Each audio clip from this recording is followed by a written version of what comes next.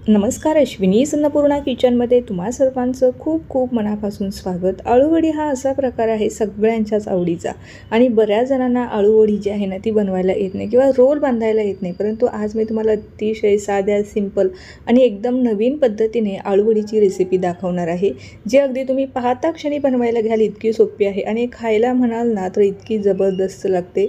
चला तर मग वेळ न घालवता लगेचच आपल्या रेसिपीला आपण सुरुवात करूया। रेसिपी नेहमीप्रमाणेच अगदी साधी, सिंपल, सोपी आहे, त्यामुळे तुम्हाला नक्कीच आवडणार आहे। तर त्यासाठी रेसिपीला एक लाईक जरूर करा।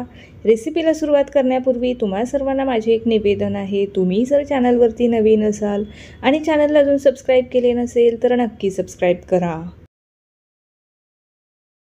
आज आपण जी आळूवडी तयार करणार आहोत ना, त्यामध्ये आपण आळूवडीचा रोल न बांधता अगदी साध्या सिंपल पद्धतीने फोल्ड करून ही आळूवडी तयार करणार आहोत। तर आता आळूवडीसाठी जसं मिश्रण तयार करतो ना, अगदी तसंच मिश्रण आपल्याला तयार करायचं आहे। तर इथे 1 वाटीभर आपल्याला बेसन पीठ घ्यायचं आहे, पाव कप तांदळाचं पीठ, त्यानंतर इथे मी लसूण, अद्रक, हिरवी मिरची आणि थोडंसं ओलं खोबरं मिक्सरला जाडसर वाटून घेतलेलं आहे, ते टाकून घेतलेलं आहे। त्यातच आपल्याला अर्धा चमचा लाल मिरची पावडर, अर्धा चमचा आपल्याला हळद पावडर, 1 चमचावर आपल्याला धने जिरे पावडर घालायचे आहे। त्यासोबतच आपल्याला यामध्ये पाव चमचाभर हिंगसुद्धा घालायचं आहे। चवीनुसार यामध्ये मीठ टाकून घेऊया आणि त्यानंतर ही जी अळूची पानं आहे ना, खाताना घशामध्ये खवखवू नये त्यासाठी इथे मी चिंच गुळाचं जे पाणी आहे ना ते घेतलेलं आहे, किंवा त्याऐवजी लिंबाचा रससुद्धा वापरू शकता।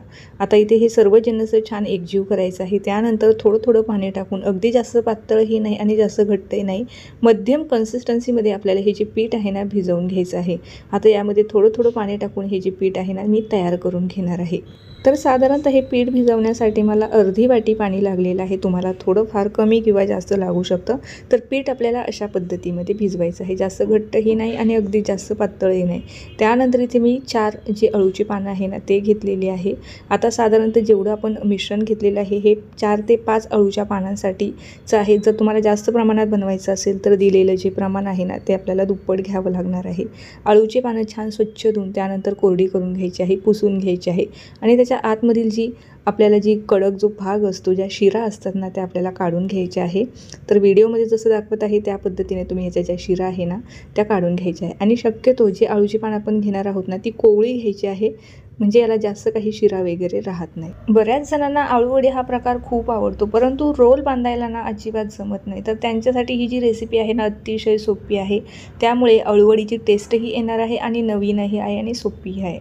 तर सर्वची पानं आहे ती मी सेम आता कट करून घेतलेली आहे, सगळी एकसारखी अशी पानं मी इथे कट करून घेतलेली आहे। फक्त ही जी पानं आहे ना आपल्याला स्वच्छ धुवून आणि त्यानंतर पूर्णपणे कोरडी करून घ्यायची आहे, पाणी यावरती राहिलं नाही पाहिजे। आता जे पीठ आपण तयार करून घेतलेलं होतं ना ते यावरतून आपल्याला छान असं पसरवून घ्यायचं आहे, लावून घ्यायचं आहे।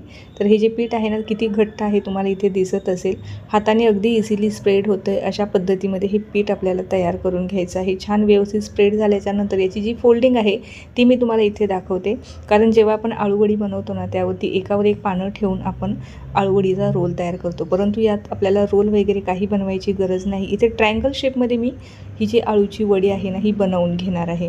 व्हिडिओमध्ये मी तुम्हाला जशी दाखवत आहे ना तुम्ही तशीही बनवू शकता किंवा इतर कुठलाही शेप देऊन तुम्ही ही जी आळूवडी आहे ना बनवू शकता। ट्रायंगल शेपमध्ये बनवल्यामुळे काय होणार आहे, मस्त अशा भरपूर साऱ्या लेयर आपल्या आळूवडीला पडणार आहे। बनवायला खूप सोपी आहे। जर तुम्हाला ह्या आळूवडीचा असा ट्रायंगल शेप नसेल बनवायचा तर रोलही बनवू शकता, आणि परंतु त्यानंतर जो ट्विस्ट आहे ना तो व्हिडिओमध्ये तुम्हाला पुढे दिसणारच आहे। त्यानंतर जी आळूवडी आहे ना आपल्याला वाफवायची नाही, ही जी आळूवडी आहे ना आपण न वाफवता बनवणार आहोत।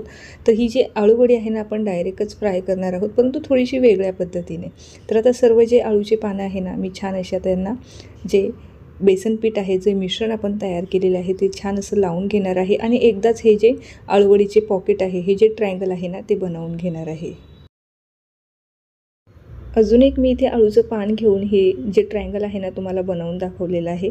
अगदी छान असे ट्रायंगल आपले पटापट इथे बनवून झालेले आहे। त्यानंतर आपण जी ही आळूवडी आहे ना न वाफवता तयार करणार आहोत, परंतु ही जी आळूवडी आहे ना आपण तळणार आहोत। तर त्यासाठी इथे आपल्याला एक मिश्रण तयार करावं लागणार आहे। 1.5 वाटी बेसन पीठ घेतलेलं आहे छान असं चाळून, 1 चमचाभर आपल्याला ओवा घ्यायचा आहे, चवीपुरतं मीठ टाकायचं आहे आणि त्यानंतर यामध्ये आपल्याला अगदी थोडं थोडं पाणी टाकायचं आहे आणि जसं भज्यांप्रमाणे जे पीठ आहे ना तसं आपल्याला हे पीठ भिजवून घ्यायचं आहे। तर थोडं थोडं पाणी टाकायचं आहे आणि आपल्याला हे जे पीठ आहे ना भिजवायचं आहे। आता हे पीठ भिजत असताना तुम्हाला इथे एक खास ट्रिक सांगायची आहे. जर तुम्हाला यामध्ये खाण्याचा सोडा वापरायचा नसेल ना, हे जे पीठ आहे ना आपल्याला अगदी छान असं हलकं करून घ्यायचं आहे, फेटून घ्यायचं आहे 5 ते 7 मिनिटासाठी. जर हे पीठ तुम्ही छान असं फेटलं ना, यामध्ये आपल्याला खाण्याचा सोडा किंवा तेल वापरण्याची सुद्धा आवश्यकता लागत नाही. फक्त आपल्याला हे जे पीठ आहे ना, थोडीशी या पिठासाठी मेहनत घ्यावी लागणार आहे. 5 ते 7 मिनिटासाठी आपल्याला छान असं जे पीठ आहे ना फेटून घ्यायचं आहे. जोपर्यंत ह्या पिठाचा रंग जो आहे ना हलकासा लाईट होत नाही ना, तोपर्यंत आपल्याला हे पीठ छान असं फेटून घ्यायचं आहे. ही एक खास ट्रिक आहे. या पद्धतीने तुम्ही कुठलीही भजी बनवू शकता, तेही विदाऊट सोडा. तर हे पहा, पिठाचा जो रंग आहे ना थोडासा हलका झालेला आहे, पीठसुद्धा छान असं तयार झालेलं आहे. आणि जी पिठाची कन्सिस्टन्सी आहे ना ती आपल्याला ह्या पद्धतीची ठेवायची आहे. तर हे पहा, पिठाचा रंग हलकासा लाईट दिसत आहे, पांढरट हे पीठ झालेलं आहे. आता यामध्ये आपल्याला जे आपण तयार करून घेतलेले आळूच्या पानांचे पॉकेट आहे, जे ट्रायंगल आहे ना, ते छान असे व्यवस्थित कोट करून घ्यायचे आहे आणि तळून काढायचे आहे. म्हणजे ही जी आळूवडी आहे ना मस्त अशी तयार होणार आहे. तर साधारणतः थोडक्यात म्हणायला गेलं ना तर ही जी आळूवडी आहे ना, आळूवडी न म्हणता येईल, आपण आळूची भजी म्हणूयात. तर ही आपली आळूची भजी मस्त अशी तयार होणार आहे. मस्त असं मीडियम गरम तेलामध्ये आपल्याला ही जी भजी आहे ना मस्त गोल्डन ब्राऊन रंगावर येईपर्यंत तळून काढायची आहे. गॅस आपल्याला कुठेही कमी ठेवायचा नाही आणि मोठाही ठेवायचा नाही. मोठ्या गॅसवरती तळलं तर आळूची जी पानं आहे ना आतून कच्ची राहण्याची शक्यता असते. त्यामुळे आपल्याला अगदी मध्यम गॅसवरती ही तळायची आहे. आणि कमी गॅसवर जर तुम्ही तळाल ना तर ही जी भजी आहे ना खूप जास्त तेलकट होतात. तर त्यासाठी ह्या गोष्टींची काळजी आपल्याला घ्यायची आहे. तर मस्त अशी आपली जी भजी आहे ना टम्म फुगलेली आहे, या ठिकाणी तुम्हाला दिसतच असेल. सेम पद्धतीने बाकीची जी भजी आहे ना ती आपण तळून काढूया. जर तेलाचं टेम्परेचर इथे कमी झालं असेल ना तर थोडंसं वाढवून घ्यायचं, म्हणजे मीडियम गरम करून घ्यायचं आणि त्यानंतर ही भजी आपल्याला तेलामध्ये सोडायची आहे. जर तेलाचं टेम्परेचर कमी झालं आणि त्यामध्ये जर भजी सोडली ना त्यामुळे सुद्धा भजी तेलकट होतात. तर ही सुद्धा गोष्ट आपल्याला लक्षात ठेवायची आहे.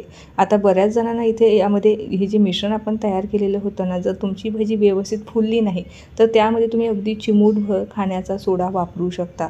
तर हे पहा, मस्त अशी आपली ही जी आळूच्या पानांची जी भजी आहे ना तयार झालेली आहे. कुठेही तेलकट झालेली तुम्हाला दिसत नाही. बऱ्याचदा जेव्हा आपलं जे बेसन पिठाचं आपण मिश्रण तयार करतो ना त्यामध्ये खाण्याचं सोडाचं प्रमाण वाढलं की आपली जी भजी आहे ना खूप जास्त तेलकट होतात. तर त्यामुळे अगदी आपल्याला खाण्याचा सोडा जरी तुम्ही वापरणार असाल तर अगदी चिमूटभर, त्यापेक्षा जास्त वापरायचा नाही. त्यामुळे आपली भजीसुद्धा जास्त तेलकट होत नाही. परंतु यामध्ये मी अजिबात खाण्याचा सोडा वापरलेला नाही. फक्त ती ट्रिक मी तुम्हाला सांगितलेली आहे ना सुरुवातीला, ती वापरून ही भजी नक्की ट्राय करून पहा. मस्त अशी खुसखुशीत होतात, अजिबात तेलकट होत नाही. तर ह्या आळूच्या पानांच्या रेसिपीला आपण आळूवडीची भजी म्हणूया किंवा आळूवडी ट्रायंगल म्हणूया किंवा इतर कुठचं जर नाव तुम्हाला सुचवायचं असेल ना तर ते मला कमेंटमध्ये लिहून जरूर कळवा. कट करून दाखवल्यानंतर इथे तुम्हाला दाखवते आळूवडीला काय छान मस्त असे भरपूर सारे लेयर पडलेले आहे आणि आतूनसुद्धा मस्त अशी खुसखुशीत तयार झालेली आहे. आता ही जी आळूवडी आहे ना तुम्ही अशीचही खाऊ शकता किंवा मस्तपैकी सॉस बरोबर किंवा कुठल्याही सुक्या चटणीसोबत ही खाऊ शकता. अप्रतिम लागतात. तर आता ही रेसिपी पाहत पाहत तुम्ही इथपर्यंत आलाच असाल. रेसिपी जर तुम्हाला जराही कुठे आवडली असेल ना तर रेसिपीला एक लाईक जरूर करा. तुम्ही जर माझ्या चॅनलवरती नवीन असाल, चॅनलला अजून सबस्क्राईब केले नसेल तर नक्की सबस्क्राईब करा.